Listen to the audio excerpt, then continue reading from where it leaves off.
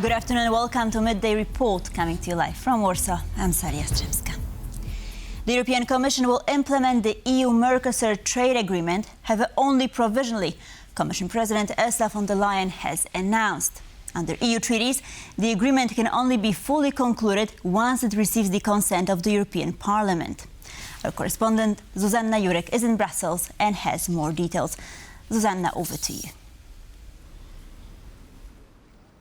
Good afternoon, Sally. So as you mentioned, this is merely a provisional implementation, and it's fair to say that this deal has been an issue of a lot of back and forth between policymakers in their bloc. We've seen that it was originally signed on January 17th, and thereafter, following opposition from members of the European Parliament, it was directed to the European Court of Justice for a judicial review, which is currently pending, to ensure that the provisions of this trade deal, which is between the EU and South American trading bloc Mercosur, aligns with EU's laws and regulations. Now, additionally, whilst the judicial review is pending, the European Commission has reserved the right for a provisional implementation, which is exactly what we're seeing right now, following a ratification by at least one member state of Mercosur, which is exactly what happened on Thursday after Uruguay and later Argentina ratified this agreement. Now, also, it's important to add that this deal has been a point of contention within the bloc itself, with some member states, including Germany, staunchly pushing forward for this implementation, whilst others, such as Poland, France and Hungary, expressing skepticism as to the potential impacts it could have on the domestic producers and farmers, potentially, introducing unfair competition. But still, it has been pushed through despite the opposition from certain member states and despite the opposition from farmers who have took to the streets over the last couple of months to protest against the implementation of this deal, particularly as the EU has made it clear that it will continue to seek to diversify its trade relations following issues and difficulties of the stability of the transatlantic relationship, with Donald Trump threatening to introduce a number of tariffs over the last year. So it's fair to say that the EU will seek to push for further diversification. And finally, in terms of what this provisional implementation actually means, it means that some of the trade and tariffs will be immediately removed. However, other issues such as investment protection will have to wait until further ratification, which is expected in the coming months once the judicial review concludes. Sally? Reporting from Brussels, much appreciated. Ukraine has just secured another major financial lifeline. The IMF has approved a new 4-year support program worth around $8 billion, with $1.5 billion set to be disbursed right away. Some positive news for Ukraine, as the International Monetary Fund has given final approval for an $8.1 billion 4-year loan program for the country, with $1.5 billion to be released immediately. Ukrainian Prime Minister Yulia Sviridenko praised the IMF's decision, saying the extended fund facility arrangement would help to cover an estimated budget shortfall of $136.5 billion over 4 years, including a €90 billion loan from the European Union. It is very important for us that in the 5th year of the full-scale war against the backdrop of systemic attacks on the energy sector, Ukraine has guaranteed international financial support from partners and the resources for the stable functioning of the state. Marking the 4th anniversary of Russia's full-scale invasion, the United Nations released a report estimating the cost of rebuilding Ukraine at nearly $590 billion over the next decade. Kristalina Georgieva, managing director of the International Monetary Fund, said the IMF loan is designed to preserve Ukraine's hard-won macroeconomic and financial stability, while deepening structural reforms as the war continues. This will resolve Ukraine's balance of payments problem and restore medium-term external viability, ensure strong prospects for reconstruction and growth in the post-war period, and facilitate Ukraine's path to EU accession. The legislation which Ukraine's parliament must pass to secure future payments from the International Monetary Fund includes higher taxes on online retailers and imported consumer parcels, as well as changes to the country's value-added tax for self-employed entrepreneurs. Under the program, the authorities are committed to tackling long-standing bottlenecks to growth, including through combating corruption, promoting the formalization of economic activities, addressing tax avoidance and evasion, reforming energy markets, and strengthening financial market infrastructure. The program would be promptly recalibrated in the event of successful peace negotiations, the International Monetary Fund said in a statement. This marks the second IMF program approved since Russia launched its full-scale invasion of Ukraine in February 2022. The IMF and Ukraine agreed on the first program in March 2023, totaling $15.6 billion. Tried their best, but in any way. Hungary and Slovakia have agreed to set up an investigative committee into the Druzhba oil pipeline. They claim, without providing evidence, that Ukraine is blocking supplies of cheap Russian oil to their countries. As our correspondent Andrew Sweeney reports, Hungarian Prime Minister Viktor Orban's decision to launch the committee may be linked to the upcoming general election in the country in April. 1 month since Russian oil stopped flowing through the Druzhba pipeline to Hungary and Slovakia, the country's prime ministers are planning a joint response. Viktor Orbán speaking from Budapest. Prime Minister, good morning. Robert, how are you? Robert Ficóval. I agreed with Robert Fico that we will set up a Hungarian-Slovakian investigative committee to clarify the status of the Druzhba pipeline. I urge President Zelensky to let in the Hungarian and Slovakian inspectors and to restart the Druzhba oil pipeline. The oil which Slovnaft buys is already ours at the Belarusian-Ukrainian border, and according to the agreements, we have exemptions from sanctions within the EU. This is not Russian oil. This is our right to delivery, which we have secured and paid for. Both Orban and Fico blame Ukraine for stopping the flow of Russian oil. They have not provided evidence for these claims. They have blocked diesel and electricity exports in response, as well as the EU's 20th round of Russian sanctions and a €90 billion military loan for Kyiv. Orban even claims that Ukraine plans to attack energy infrastructure in Hungary. The general election is on April 12th. He's used external enemies as a campaign tactic before. This has always been his strategy.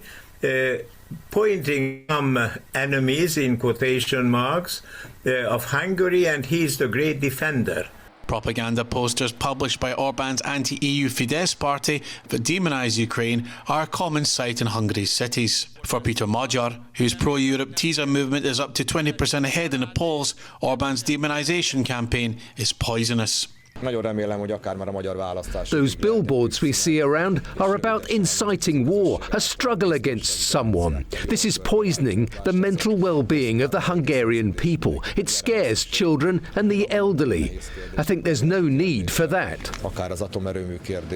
Prime Minister Fico is expected to hold a phone call with Ukraine's President Volodymyr Zelensky later today. For TVP World, Andrew Sweeney. This is a special moment. We are approaching the finish line of a major project that will ensure the security of our homeland and of Europe as a whole. This is what Poland's Prime Minister Donald Tusk said on Friday about Security Action for Europe, an EU instrument providing loans to help member states make investments in their defense. Our reporter Laura Hazanov was on the ground and has the details. Safe is our top priority. This was Poland's Prime Minister Donald Tusk here today at the PIT Radwar facility, one of Poland's leading defense companies. Alongside Władysław Kosiniak-Kamysz, the defense minister, the government has finally outlined fund allocation for Poland's defense capabilities. We are talking about over 47 billion euros, which is an astronomical amount. In the assessment of experts, such as generals, military personnel and state institutions, directly involved in assessing how the funds could be used, over 80% of funds from the SAFE programme will serve Poland and Polish companies. SAFE is not only a major defence programme, it is not only a major programme for subsidising military units, but it is also a major injection of opportunities, money and technology into the Polish arms industry and all its partners. SAFE is not a political programme. SAFE is a patriotic programme.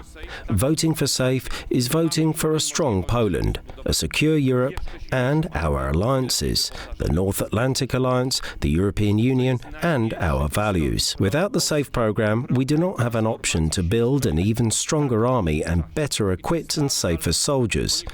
This is the largest programme of transformation of armed forces in Polish history in such a short time, and that is its advantage. Some people also asked during the debate whether this is supposed to be done by 2030. We have no choice but to do it by 2030. Every day, every minute of delay in adopting the SAFE programme is a loss for Poland's security and operational capabilities. Poland stands to receive nearly 44 billion euros under the SAFE programme, the largest allocation in the European Union, with the government promising that nearly 90% of those funds will go to domestic production. For TVP World, Laura Hazanow. And now across the Atlantic, where a new dispute has erupted over the use of artificial intelligence. AI company Anthropic says it will not back down in a standoff with the US Department of Defense. The firm's CEO says they would rather walk away from working with the Pentagon altogether than allow their AI to be deployed in ways that, in his words, could undermine rather than defend democratic values.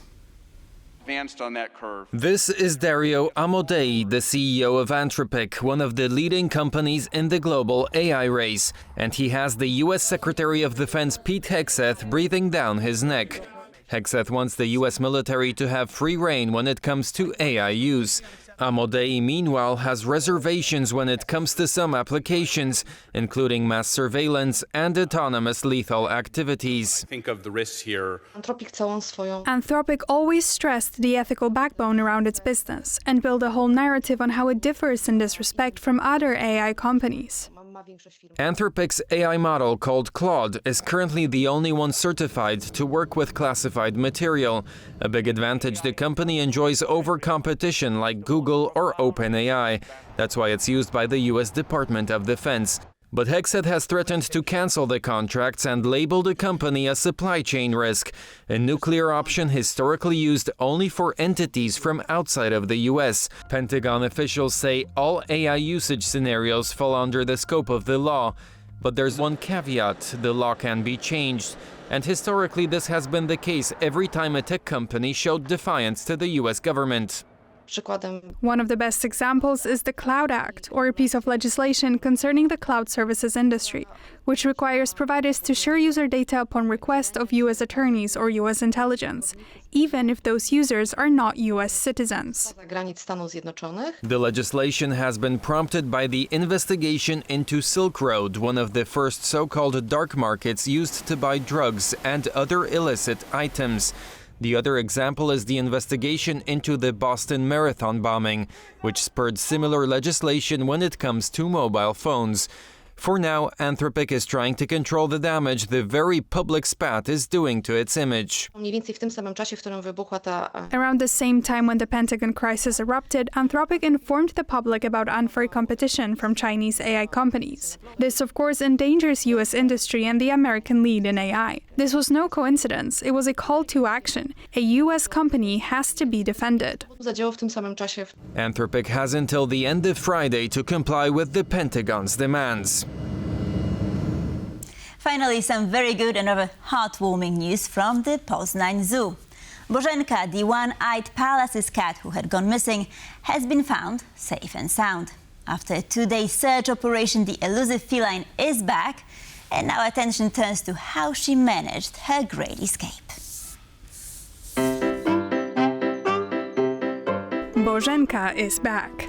Meet the palace's cat, also known as a manual, that had all of Poland worried and looking for her after she disappeared from her home at Poznań Zoo 2 days prior. But Bożenka did not travel far. She was actually found on the premises of the zoo, simply visiting her friends at the nocturnal animals section. Our Manul cat is back, safe and sound, and looking as if it enjoyed a nice city break, rather than some unplanned escapade. But the plot thickens. As one zoo employee suggests, Bożenka did not exactly make a run for it, but was rather let out of her enclosure. I think someone intentionally opened the enclosure and let Bożenka out. After speaking to the police, I also started considering the possibility that someone could have wanted to kidnap the Manul. Moreover, they think it was an inside job. This was done from the inside. It couldn't have been done by a random person. You need to to know where to go, how to get there, and how to open the enclosure. Bożenka will be under observation until Monday, but the zoo authorities report she seems to be in good condition.